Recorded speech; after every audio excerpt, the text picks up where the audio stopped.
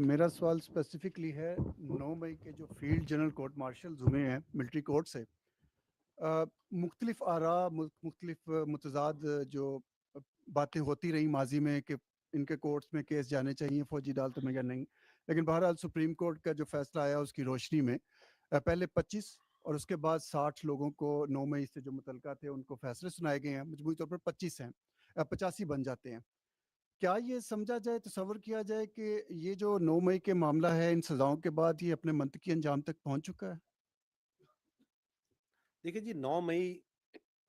کے بارے میں جو افواج پاکستان کا جو پوائنٹ آف ویو ہے وہ بڑا واضح ہے، غیر مبہم ہے اور مستقل ہے، اور وہ یہ ہے کہ 9 مئی افواج پاکستان کا مقدمہ نہیں، یہ عوام پاکستان کا مقدمہ ہے۔ یہ بات کلیئر ہونی چاہیے ہمیں، اس لیے کیونکہ اگر کوئی جتھا، کوئی مسلح گروہ، کوئی پرتشدد گروہ اس طریقے سے اپنی مرضی اور سوچ اور مسلط کرنا چاہے معاشرے پہ، اور اس طرز عمل کو قانون کے مطابق اور آئین کے مطابق نہ روکا جائے، تو آپ کے ہمارے اس معاشرے کو ہم کس طرف لے کے جائیں گے؟ جہاں تک آپ نے سزاؤں کا ذکر کیا، دیکھیں 2023 میں اعلیٰ عدلیہ کے فیصلے کی روح میں جو عمل تھا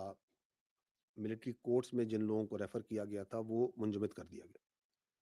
حال ہی میں جب یہ 7 رکنی بینچ نے اس کے اوپر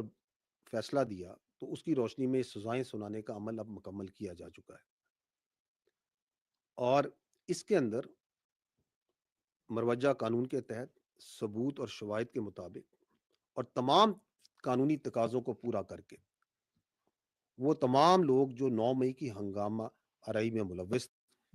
اور جن کو قانون کے مطابق ملٹری کسٹڈی میں ریفر کیا گیا تھا ان کو سزائیں دینے کا عمل مکمل ہو چکا ہے، اور اس فیصلے سے یہ بڑا واضح پیغام جاتا ہے کہ اس طرح کے معاملات کی کوئی گنجائش نہیں ہے، اور مستقبل میں بھی کوئی اس طرح کے معاملات میں اگر انوالو ہوگا تو اس کو آئین اور قانون کے مطابق باصورت سزا ملے گی۔ جو آپ نے سوال کیا اس کی تواسط سے میں یہ پوائنٹ ضرور کہنا چاہوں گا کہ یہ جو 9 مئی اس کے جو سزائیں ہیں اس سے جڑے ملٹری کورٹ سے جڑے جو سول سپرومیسی اور لیک آف ٹرانسپیرنسی کا بیانیہ بنایا جا رہا ہے، اس کے لیے یہ جاننا ضروری ہے کہ جو پاکستان میں ملٹری کورٹس ہیں یہ آئین اور قوانین کے مطابق دہائیوں سے قائم ہے اور عمل میں ہے، اور یہ انصاف کے تمام تقاضوں کو بخوبی پورا کرتے ہیں، اور یہ کہ انٹرنیشنل کورٹ آف جسٹس جو ہے اس نے بھی ان کے اس پورے پروسیس کو انڈورس کیا ہوا ہے۔ آپ کو یہ معلوم ہونا چاہیے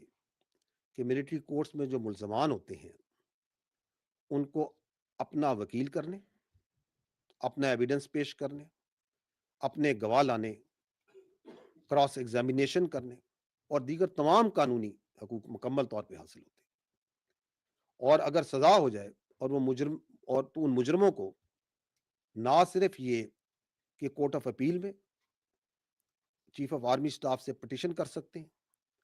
ہائی کورٹ میں اپیل اور سپریم کورٹ میں اپیل کا بھی انہیں حق حاصل ہے، اور یہ بھی آپ کے سامنے مسلمہ حقیقت ہے کہ یہ فیصلے بھی قانونی طور پہ صرف اس سے سنائے گئے ہیں جب سپریم کورٹ نے ان کو سنانے کا حکم جاری کیا۔ تو یہ سوال یہ ہے کہ پھر یہ جو بیانیہ ہے یہ بنتا کیوں ہے؟ وہ اس لیے بنتا ہے کہ یہ 9 مئی کے سانے سے جڑے واقعات ہیں، ان کا جب کوئی قانونی طور پہ اور اخلاقی طور پہ جواز نہیں ہے اور اس کو آپ کسی طریقے سے ڈیفینڈ نہیں کر سکتے، تو پھر ملٹری کورٹس کا جو پروسیس ہے اس پہ ایک پروپیگنڈا بنایا جاتا ہے۔ جبکہ دلچسپ بات تو یہ ہے کہ کچھ عرصہ پہلے جو ابھی ناصر اس پہ بات کر رہے ہیں وہ خود ان کورٹس کے بہت بڑے دائی ہوتے تھے۔ اور اگر انٹرسٹنگلی میں آپ کو ایک اور چیز آپ کے توسط سے بتاتا ہوں کہ کچھ عرصہ پہلے تو یہ بیانیہ بنایا جا رہا تھا کہ یہ جو احتجاجی انتشاری ہیں یہ تو ایجنسیوں کے بندے ہیں، یہ تو پلانٹڈ لوگ ہیں، اور یہ کسی بڑی گہری سازش کے تحت فوج نے خود حملے کروائے، فالس فلیگ. تو چلیں اگر یہ ہم نے اپنی ایجنسیوں کے بندوں کو خود اپنے قانون کے تحت سزائیں دے دی ہیں تو ان انتشاریوں کو تو خوش ہونا چاہیے. اب وہ پریشان ہے، اس لیے کیونکہ اپنے اقتدار کی ہوس میں وہ منافقت اور فریب کی آخری حدوں کو کراس کر چکے. دس از دی پرابلم. اور اب یہ جو اینٹی ٹیررسٹ کورٹس ہیں، ہم یہ چاہیں گے کہ اس کے اندر بھی جو 9 مئی سے جڑے واقعات میں جو لوگ ہیں ملوث ہیں، جن کے مقدمات ہیں، ان کو اپنے انجام تک پہنچنا چاہیے. اس کی وجہ یہ ہے کہ اگر آپ دنیا میں نظر دوڑائیں تو ابھی اس سال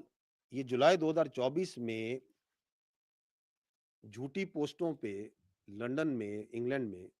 برطانیہ کے اندر وہ کیا کہتے ہیں نسلی فسادات ہوئے، تو کتنی صورت کے ساتھ بالغ انکلوڈنگ نابالغ لوگوں کو سزائیں دی گئی. 2020 میں جب کیپٹل ہل پہ حملہ ہوا تھا تو سینکڑوں لوگوں کو کتنی سپیڈ کے ساتھ سزا دی گئی. اس سے پہلے آپ کو لندن رائٹس یاد ہوں گے، آئی تھنک 2011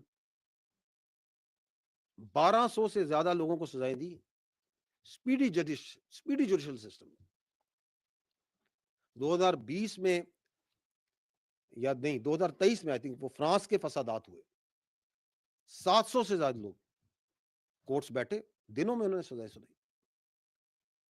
اور باہر کے ملکوں میں بھی باشمول امریکہ اور برطانیہ میں جس طرح پاکستان میں ملٹری کورٹس ہیں، وہ بھی ان کے قوانین کے مطابق بخوبی اپنا کام انجام دیتے.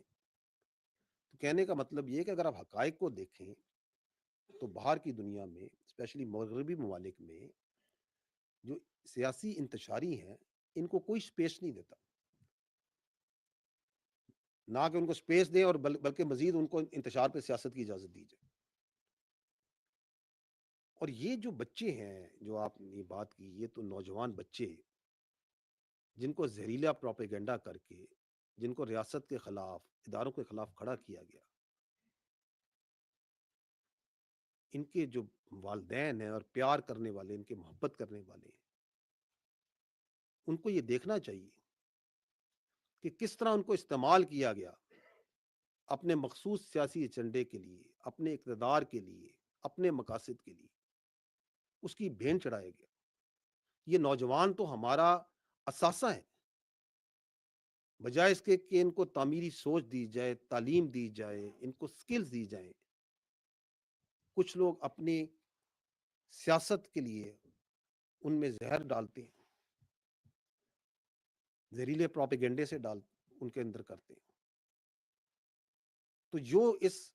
بیانیے اور پروپیگنڈے کی بنیاد رکھتے ہیں، اصل ملزم تو وہ ہیں. اور اسی لیے انصاف کا سلسلہ اس وقت تک چلے گا جب تک 9 مئی سے جڑے منصوبہ ساز